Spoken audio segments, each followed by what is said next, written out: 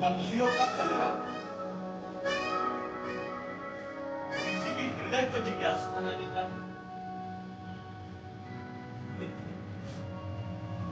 उदासीनता को आतताई कहने में कोई क्यों करे संकोच?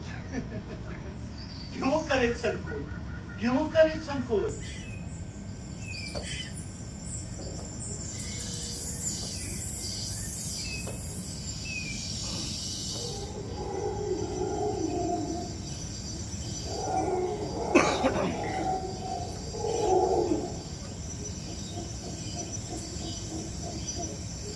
मित्र,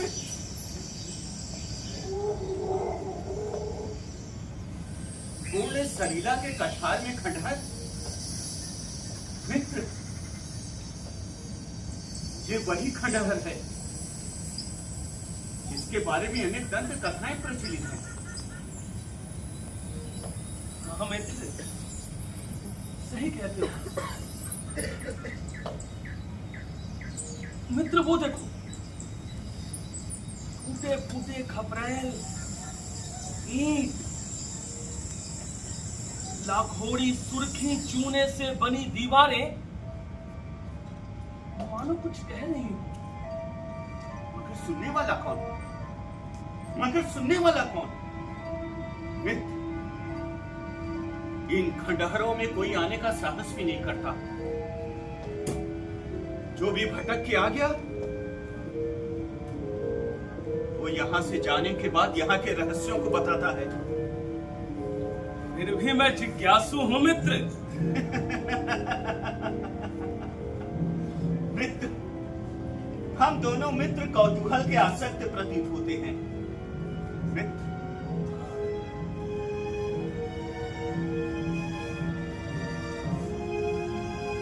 विंध्य पर्वत की घाटियों में न जाने करोड़ों वर्ष पूर्व महासागर लहरा रहा था।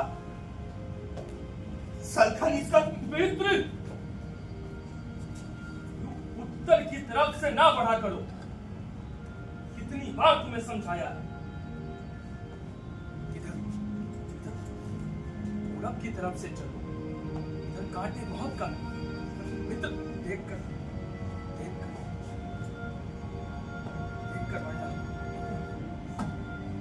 मित्र, देख कर।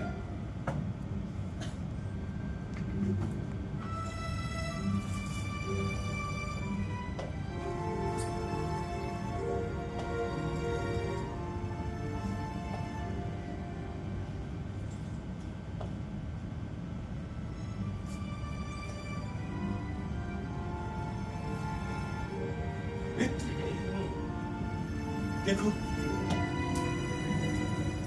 उपत्यकाओं पे कितना गहन अंधकार है। कितनी अजीब बात है कि हम अंधेरे को भी देख सकते हैं, किंतु अंधकार से बचना दुष्कर है मित्र। हाँ।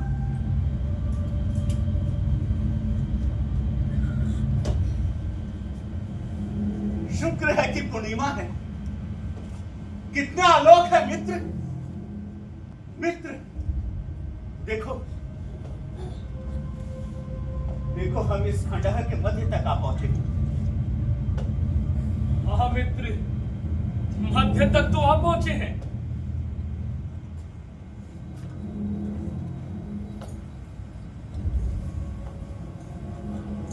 सुन रखा है कि पहाड़ियों की दूसरी ओर झरना है। उस पार गुफा मानवों की कलाकृतियां सुरक्षित हैं। उस झरने को मुखा प्रपात कहते हैं। जो भी हो मित्र, मैं जब से देख रहा हूं तुम मुझे उदास ही दिख रहे हो। कारण क्या है बताओ? कुछ नहीं मित्र, बस इन पर्वतीय अंचल में सौंदर्य बोध जाग गया है।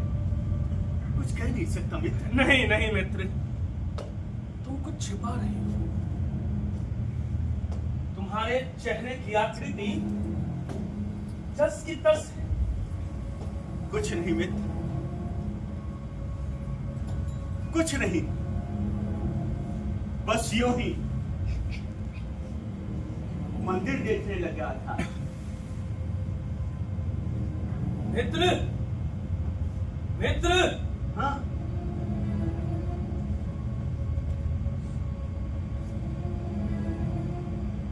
मित्र, ये कोमल हाथ कहाँ गए जो इन्हें कभी धारण किया करते थे? यही समय कभी नर नारियों के आमोद प्रमोद से पूर्ण रहा होगा। बालकों के कल्लोल की ध्वनि चारों ओर से आती रही होगी।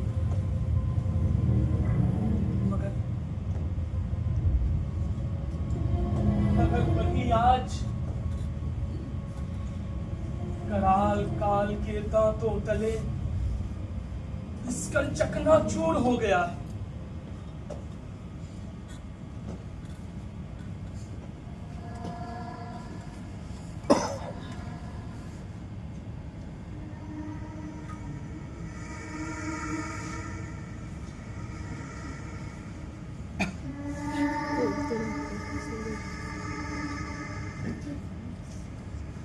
मुझे तो कुछ भी आश्चर्य नहीं दिखता।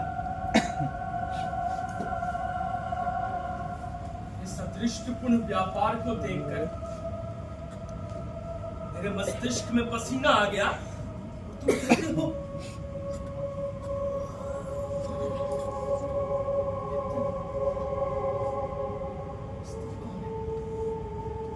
कौन है?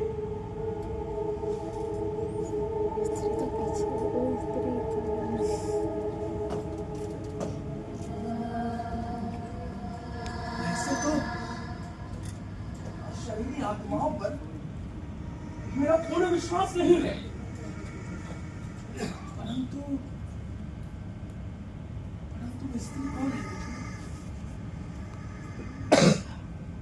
वो स्त्री कौन है? इसका परिशोधन करना होगा। मित्र, मुझे लगता है कि वो स्त्री खंडहर के उसी गुप्त भाग में गई है। हाँ, और वहीं जाकर लुप्त हो गई है। हाँ, अगर मन जिज्ञासा से पूर्ण है मित्र, इस खंडहर में स्त्री, हाँ, इस खंडहर में स्त्री।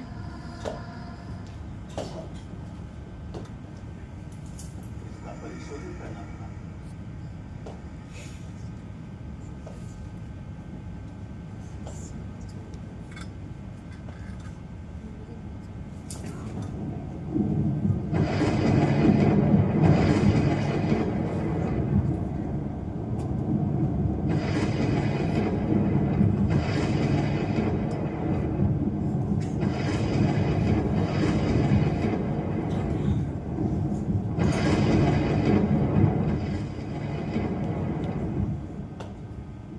स्त्री का परिशोधन करना होगा मित्र।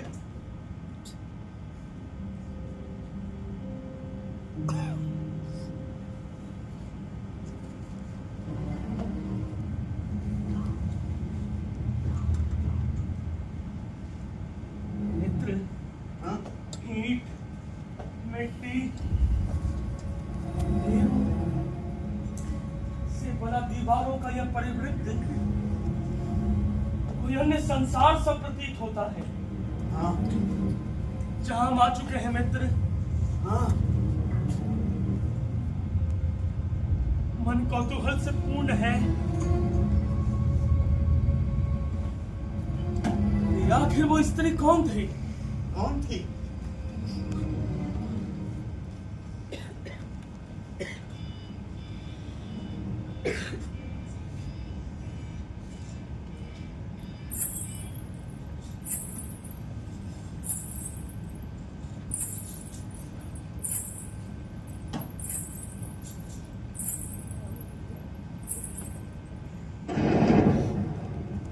मित्र,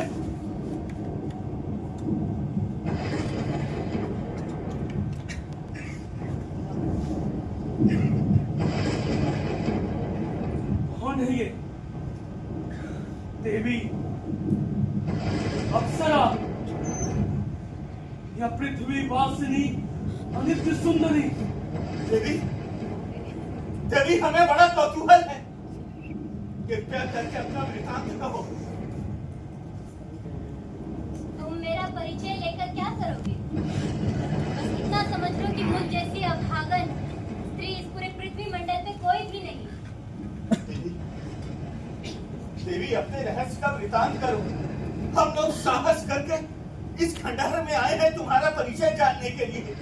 देवी, मैं भी तुम्हारी तरह दुखिया हूँ। हमारा इस संसार में कोई नहीं है। अपना वृतांत कहो देवी। कहो देवी। तुम मेरे नेत्रों के सम्मुख मेरा भुला भुलाया दुख फिर से प्रस्तुत करने का उपाय पूछ रहे हो? ठीक है, बैठो। किंतु तुम्हें ये प्रतिज्ञा करनी होगी कि तुम्हारे सिवा ये रहस्य किसी के कानों कान खबर ना लगे।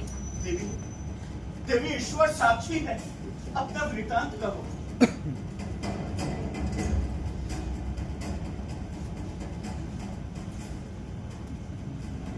आज से 11 वर्ष पूर्व यह खंडहर एक सुंदर गांव था। इसी गांव में मिश्र जी अपने पत्नी और पुत्र के साथ रहा करते थे। मिश्र जी के पुत्र से आज से 11 वर्ष पूर्व मेरा विवाह हुआ था। विवाह के 1 वर्ष पश्चात इस गांव में एक भयंकर दुर्घटना हुई।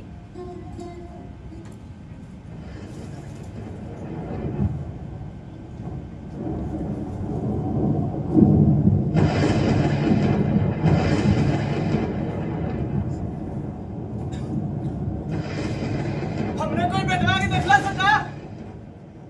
हमारे बेटवा इधर कहीं खेले आल भैया। भैया कहा चिल्ला तू? अरे भैया हमारे बेटवा खेले आल भैया। बेटवा के लिए आलो? हाँ। कितना बड़ा रोल मालिक?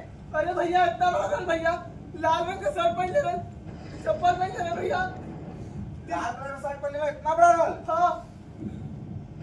अरे एक लड़का के तुम देख लिया गंगा जी के रेत के पीछे गल। रेत के पीछे कहीं डूब तो नहीं गल? डूब गए? नहीं भैया। अरे सबर करो भैया, सबर करो। खड़ा हो। हो सकेला बचल हो। हाँ। चला वो देखता अरे है भैया हमारा लड़का। चला। बंगाली बाबू ने उस बालक को नदी से बचा लिया। उसके बाद ईस्ट इंडिया कंपनी द्वारा स्थापित अंग्रेजी माध्यम स्कूल से उस बालक की शिक्षा कराने लगे। वर्ष उपरांत वर्ष बीतते गए। उस बालक की विवाह योग अवस्था हो गई। काका, काका प्रणाम। काका, मैं अपने स्वदेश काशी जाना चाहता हूँ। काका, मेरी स्मृति जाग गई। मेरा भी विवाह हुआ है। हाँ, मेरा भी विवाह हुआ है काका। काका, हमें काशी जाने की आज्ञा दे काका। यह प्रत्याशित नहीं है।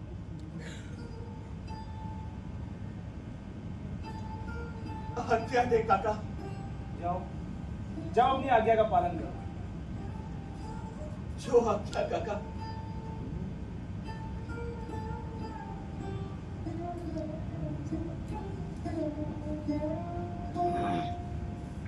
उनके पुत्र काशी चले गए। आइए देखते हैं काशी का दृश्य। पिताजी,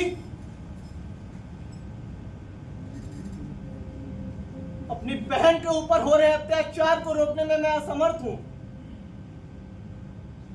अपने परिवार और आपकी जिम्मेदारी मेरे सिर पर है। बहन तो गई थी सदा के लिए, किंतु विधाता को कुछ और ही मंजूर था। आपकी बहू रानी को दुर्व्यवहार करने से रोक नहीं सकता पिताजी। तुलसी, क्या है? अपने पति को तो ले गई। अगर जिंदा होता तो लेने आता, खोज खबर लेता तेरी। निकल जा मेरे घर से।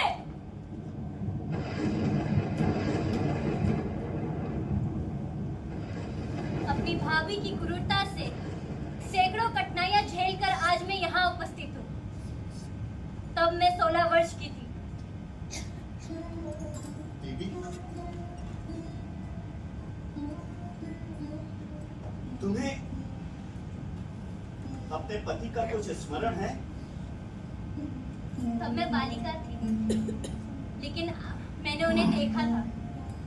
विवाह के दिन उनकी तस्वीर आज भी मेरे हृदय मंदिर में स्थापित है।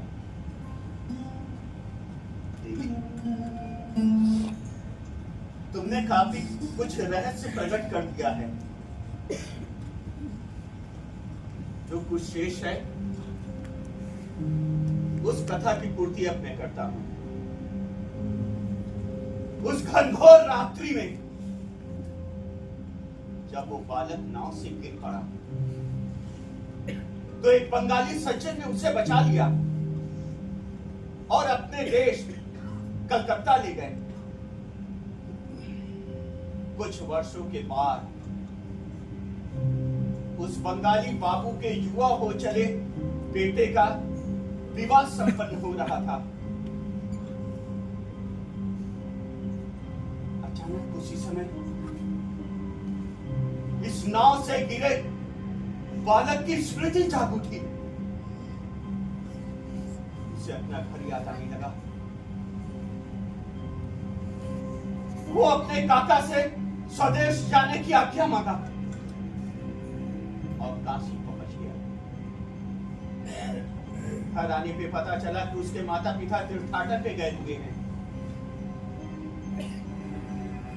उसे अपनी धर्म पत्नी की याद आई। वो उसके ज्येष्ठ भ्राता के पास पहुंचा, लेकिन पता चला कि उसकी धर्म पत्नी संसार से लोप हो गई है। वो युवक अपनी धर्म पत्नी के लिए इधर उधर भटकता रहा। नेत्र, नेत्र, देवी, कदाचित तुम्हें पूछोगी कि वो खोया हुआ लड़का कहाँ गया। ये वही अभागा मनुष्य है जो तुम्हारे सामने खड़ा है देवी।